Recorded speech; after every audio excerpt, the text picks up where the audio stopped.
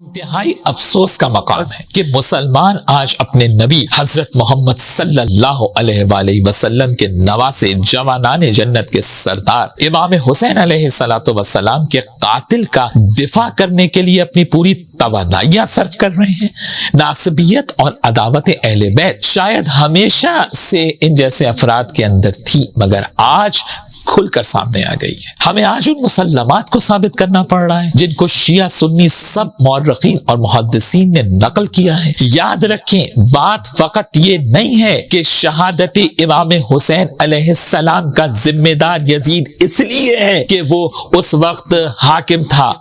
بلکہ کتب اہل سنت میں اس کے مستند شواہد موجود ہیں۔ تاریخ گواہ ہے کہ یزید نے تخت حکومت پر آنے کے بعد سب سے پہلا جو سرکاری حکم نامہ جاری کیا وہ یہ کہ مدینے کے والی ولید ابن عقبہ کو خط لکھا اور اس میں کہا کہ حسین ابن علی سے بیعت لو، اور اگر بیعت نہ کریں تو ان کا سر کاٹ کے شام روانہ کر دو۔ یہ تاریخ یعقوبی میں موجود ہے، تاریخ طبری میں موجود ہے، اور یہ دونوں کتابیں اہل سنت کی ہیں۔ اور اس کے بعد جب امام حسین علیہ السلام عراق کی طرف روانہ ہوئے تو یزید نے ابن زیاد کو سرکاری حکم جاری کیا، اور یہ تاریخ دمشق میں ابن عساکر نے لکھا ہے، انصاب الاشراف میں بلازوری نے لکھا ہے، سیر الاعلام النبلاء میں ذہبی نے لکھا ہے، البدایہ والنہایہ میں ابن کثیر نے لکھا ہے، المعجم الکبیر میں طبرانی نے لکھا ہے، اور دیگر اہل سنت کی معتبر کتابوں کے اندر موجود ہے کہ یزید نے سرکاری حکم جاری کیا ابن زیاد کو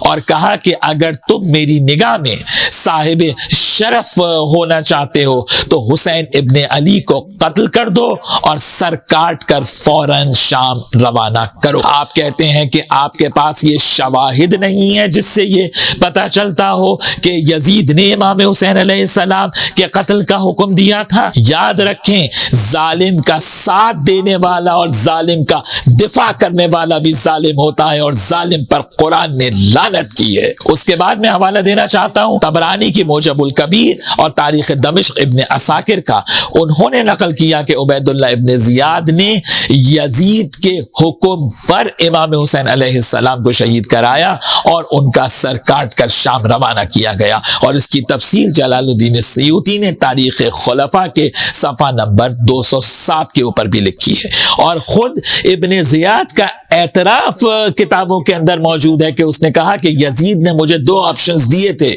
یا تو میں حسین ابن علی کو قتل کر دوں یا وہ مجھے قتل کرا دے گا، تو میں نے حسین ابن علی کو یزید کے کہنے پر قتل کرایا۔ یہ خود اعتراف موجود ہے ابن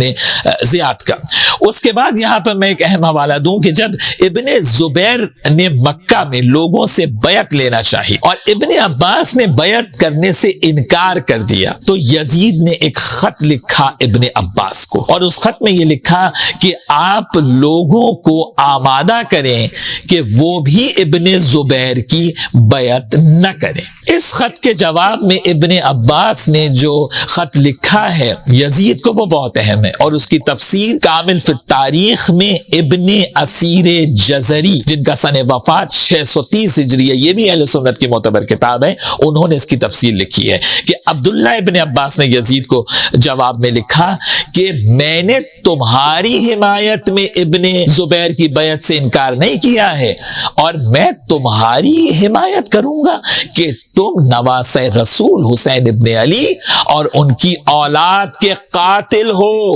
اور کربلا میں روز عاشور جو کچھ ہوا وہ تمہارے حکم کے اوپر ہوا۔ یہ ابن عباس لکھ رہے ہیں یزید ابن معاویہ کو۔ اور اس کے بعد کمال یہ کہ جب مجرم اعتراف جرم کرے،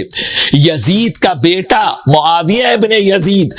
جب اس کے بعد حاکم ہوا تو اس نے جو پہلا خطاب کیا، ابن حجر نے سوائق المحرقہ میں اس کو لکھا ہے کہ اس نے کہا کہ میرے باپ یزید نے نواسہ رسول حسین ابن علی کو شہید کرایا، میرے دادا نے علی بن ابی طالب سے جنگ کی، وہ کہہ رہا ہے، اور ان کو معلوم تھا کہ علی حق پر ہیں۔ یزید کا بیٹا تو اپنے باپ کا اقرار جرم کر رہا ہے، یہ کیسے مسلمان ہیں جو محمد مصطفیٰ صلی اللہ علیہ وآلہ وسلم کا کلمہ بھی پڑھتے ہیں اور ان کی آل کے قاتلوں کا دفاع بھی کرتے ہیں؟ دنیا جان لے کہ ہم امام حسین علیہ السلام کو شہید کرنے والوں اور جو امام حسین کے قتل پر راضی ہے ان پر قیامت تک لعنت کرتے رہیں گے، اور ہم اپنے اس عمل سے، اس عقیدے سے 1 انچ پیچھے ہٹنے کو تیار نہیں ہیں۔